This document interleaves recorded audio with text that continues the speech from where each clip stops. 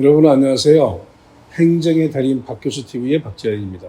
교수님, 오늘 어떤 내용 소개해 주실 건가요? 우리나라가 전통적으로 순혈주의 사상이 매우 강한 그런 국가 아니었습니까? 단일민족이라고 썼는데 지금은 280만 정도니까 인구의 한 6, 7% 정도가 외국인이란 얘기죠. 그래서 출입국 관리법에 관련된 사항들이 대단히 폭넓게 언급되고 있는데 오늘은 그 중에서도 출국 공고 그리고 출국 명령 제도를 소개하는데 이건 전부 다 출입국 관리법에 규정된 내용들을 위반한 그런 외국인들에게 행해지는 처분이죠. 그래서 오늘은 출국 공고 그리고 출국 명령 처분을 하는데 사실 이제 정도가 이걸 따지면 단계별로 출국 공고가 있고 그 다음 단계가 출국 명령이 있고 그 다음 단계로 강제 퇴거 명령인데 이 시간에는 출국 공고하고 출국 명령만 소개하고 강제 퇴거는 다음에 또 별도의 영상을 준비를 하도록 하겠습니다. 구독, 좋아요 부탁합니다. 출국 권고와 출국 명령 제도의 차이점은 어떤 건가요? 용어에서도 공고, 이건 이제 권유의 의미죠. 그래서 법규 위반이 초범이고 법규 위반 정도가 가벼운 경우, 경미한 경우인데 실무를 담당하는 출입국 관리 사무소 직원들의 자의적인 경우가 일부 있습니다. 그래서 대체를 못하면 출국 공고를 받을 사항인데 이보다 약간 중한 정도인 출국 명령을 받는 경우가 있어요. 그래서 이걸 이제 대응을 잘 해야 되는데 아무튼 초범이면서 법규 위반의 정도가 가벼운 경우는 이제 출국 공고하는 것이고 재범 이상이면서 출국 공고의 위반 행위보다는 약간 중한 그런 법규 위반 행위인 경우는 출국 명령으로 나누어 진행을 하게 됩니다. 출국 권고 조치는 누구에게 어떤 절차로 진행되나요? 방금 말씀드린 바와 같이 출국 공고는 이제 일단 초범이고 출입국 관리법에 규정된 법규 위반 정도가 가벼운 경우인데 이제 구체적으로 예를 들면 체류 기간 또는 체류 자격 위반, 체류 기간이 이제 단기 비자는 90일이잖아요.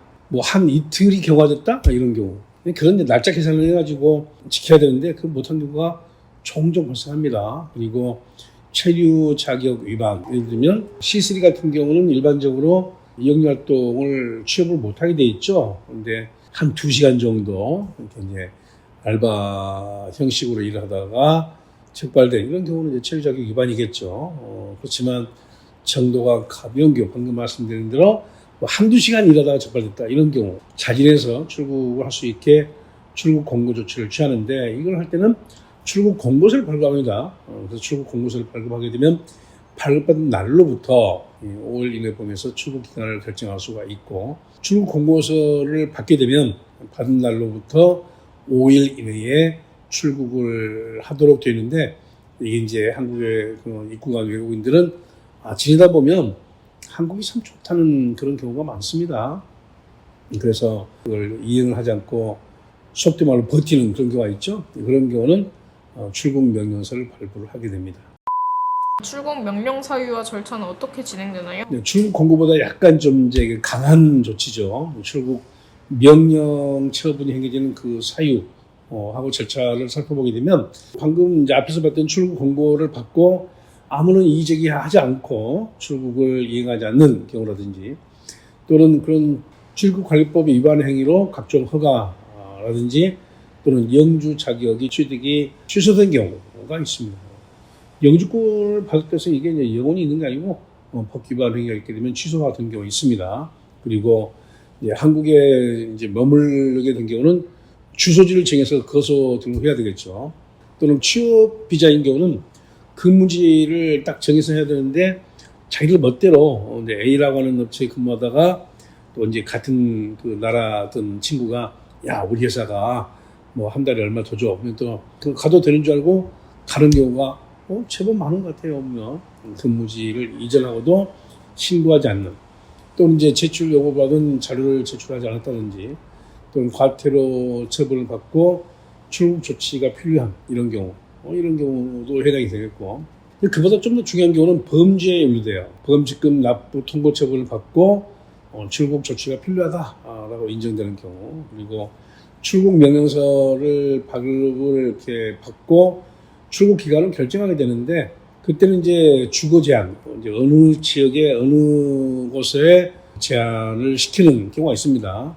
그리고 필요한 조건을 덧붙이는, 이건 이제 행정법상 용어로 부관 이렇게 말하는데 그 부관을 붙일 수가 있어요. 그리고 이건 이제 안 하는 경우가 많은데 필요한 경우는 이게 도주의 우려가 있다라고 생각되는 경우에 하는 건데 필요한 경우는 2천만 원 이하의 이행 보증금. 이게 2천만 원이라는 돈이 뭐 우리나라 국민들의 일반적인 경우도 뭐 적은 액수가 아니잖아요.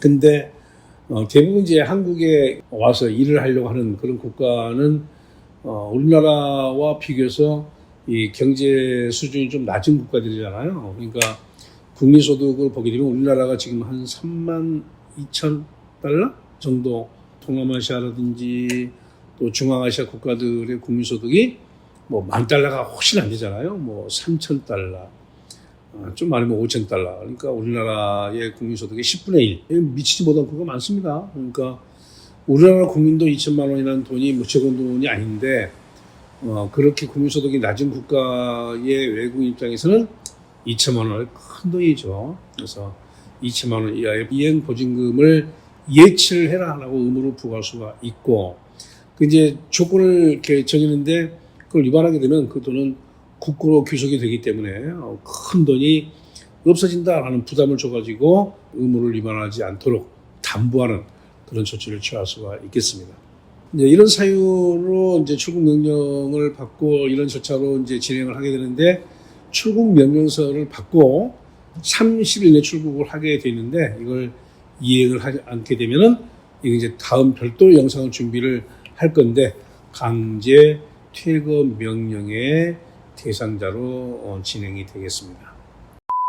출국 명령 불이행 시 강제 퇴거 명령 대상자는 누구고 어떻게 진행되나요? 방금도 언급했지만 강제 퇴거 명령의 내용은 이제 별도로 영상을 준비할 거니까 이 영상에서는 아주 기본적인 간단한 것만 말씀을 드리면 강제 퇴거 명령의 대상자는 허위 초청으로 입국을 했다든지 또는 입국 후에 입국 금지 사유가 발견됐거나 또는 발생된 경우 또는 허가 조건을 위반했다거나 또는 무허가 상륙 또는 무허가 근무처 변경 추가 또는 이제 허가받지 않고 외국인을 고용하거나 또는 알선한 경우 또는 거소라든지 활동 범위 제한을 위반한 경우 그리고 단기가 아닌 장기 비자, 장기 체류자는 반드시 외국인 등록을 하게 돼 있잖아요. 근데 그 외국인 등록을 하지 않은 위반자 그리고 금고 이상의 형을 선고받고 석방된 자 이런 사람들이 강제 퇴거 명령 대상자이고 보다 상세한 내용들은 별도 영상으로 준비해서 다음에 여러분께 소개하도록 하겠습니다. 외국인에 대한 출국 권고와 출국 명령 조치에 대한 구제제도는 어떤 게 있을까요?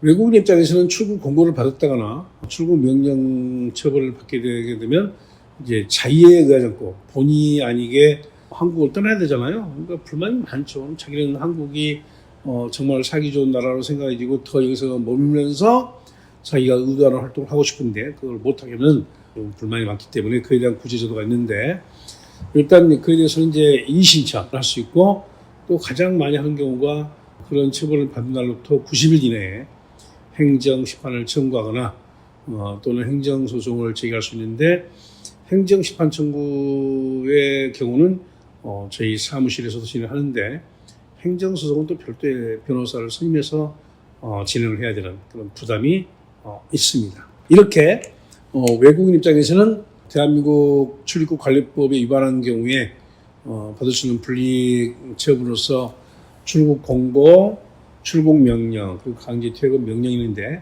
이 영상에서는 주로 출국 공고하고 출국 명령을 주로 소개해드렸고 강제 퇴거 명령은 잠깐 소개했고 다음 영상에서 별도로 이렇게 준비해서 여러분께 소개를 하도록 하겠습니다. 오늘 준비한 영상은 여기까지고요. 보다 자세한 내용들은 궁금하시면 상담 전화 주시면 허용되는 시간 범위 내에서 소개를 하도록 하겠습니다. 끝까지 시청해 주신 여러분 고맙습니다.